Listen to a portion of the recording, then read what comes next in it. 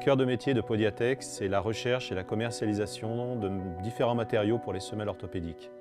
Parmi ces matériaux, nous avons des résines thermoformables qui sont donc utilisées depuis très longtemps par les professionnels de santé du pied. Mais il y a un autre domaine, plus confidentiel, où ces résines ont trouvé un public enthousiaste, le théâtre et le spectacle vivant.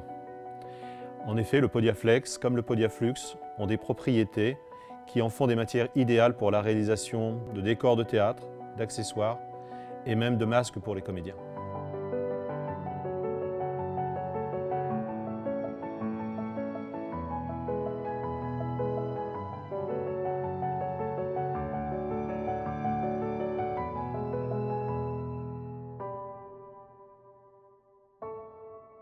J'ai découvert le Podiaflux avec une personne qui était directeur commercial chez Sidas. Il est venu à l'atelier où je travaillais et je me battais avec mes masques en résine.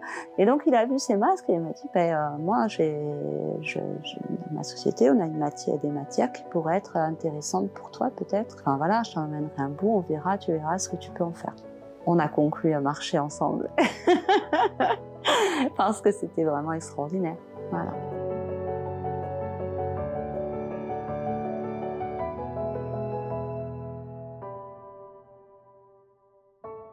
Je travaille avec cette matière parce qu'elle est très agréable à travailler, à manipuler quand on fabrique les masques. Pour les acteurs, ensuite, elle est très agréable aussi sur le plateau. Elle est très légère et puis aussi, j'aime pouvoir les maltraiter aussi, les masques. J'aime qu'on puisse balancer de la peinture dessus, qu'on puisse les secouer, ce genre de trucs. Et là, cette matière, elle permet ça. Je ne fais pas de spectacles de masques, c'est des spectacles dans lesquels il y a du masque, mais pour moi, c'est un outil de dramaturgie tout aussi important que la lumière, que la scénographie, que les costumes. Il doit être un outil de dramaturgie qui doit nous servir à raconter quelque chose. Je suis en train de créer un spectacle sur l'extraordinaire voyage de Gulliver chez les Lilliputiens. Et c'est pour ça que je suis en train de fabriquer la main de ce personnage Gulliver qui est normalement notre taille, mais par rapport aux Lilliputiens, il est beaucoup plus grand. Alors qu'est-ce qui va se passer? Le public va se retrouver dans la position des Lilliputiens.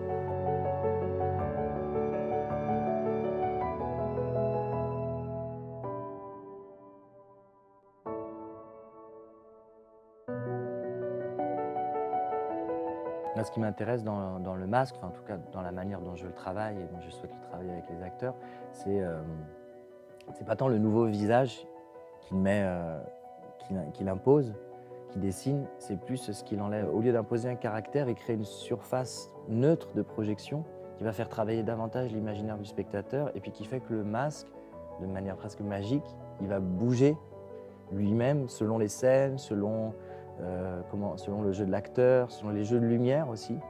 Il va bouger différemment parce qu'il est presque neutre. Les masques d'animaux, je trouve ça toujours génial. Alors je fais beaucoup de demi-masques de façon à pouvoir parler parce qu'en théâtre, il faut que la voix sorte. Donc on a besoin de la bouche, on a besoin d'être dégagé au niveau de la bouche. D'abord, j'ai moulé la tête des acteurs. Donc j'ai la tête en plâtre des comédiens. Sur cette tête-là, je viens sculpter avec de l'argile la forme qu'aura le masque. Et une fois que je suis content, je travaille donc avec la résine. Et je la dépose, elle est toute molle, elle prend la forme. Après, il faut beaucoup la travailler pour qu'elle prenne bien les détails, les plis, etc. Puis je fais de la peinture, mais un tout petit peu. Parce que ce que j'adore dans cette résine aussi, c'est qu'elle est de la couleur de la peau et elle brille comme la peau. J'adore surtout faire des bateaux. J'ai fait des arbres, des branches d'arbres qui traversent toute la Seine. J'ai fait des chats. Après, tout ce qui est masques de différentes cultures. Avec le Podiaflux, ça leur permet de garder une vie quasi éternelle. Donc, en tout cas, on verra. Mais en tout cas, certains, je les ai fabriqués il y a 20 ans, ils sont toujours impeccables. Donc, je pense qu'ils seront là encore pas mal d'années. La sérendipité. L'humanité s'est construite sur cette capacité de s'étonner, de s'approprier une découverte fortuite pour en faire une utilisation créative. C'est un principe au cœur de l'évolution scientifique, technologique et artistique. C'est ce qui fait un petit peu notre histoire commune. Aujourd'hui, l'entreprise Podiatech est vraiment heureuse de participer à sa façon à cette aventure, notamment au travers des créations de Louis Arène, de Brigitte Rabas, d'Enat Landé et de tant d'autres. Par nos actions de mécénat, notre soutien aux artistes, nous témoignons de notre engagement en faveur du spectacle vivant et de la création. Nous réaffirmons ainsi également les valeurs qui nous animent.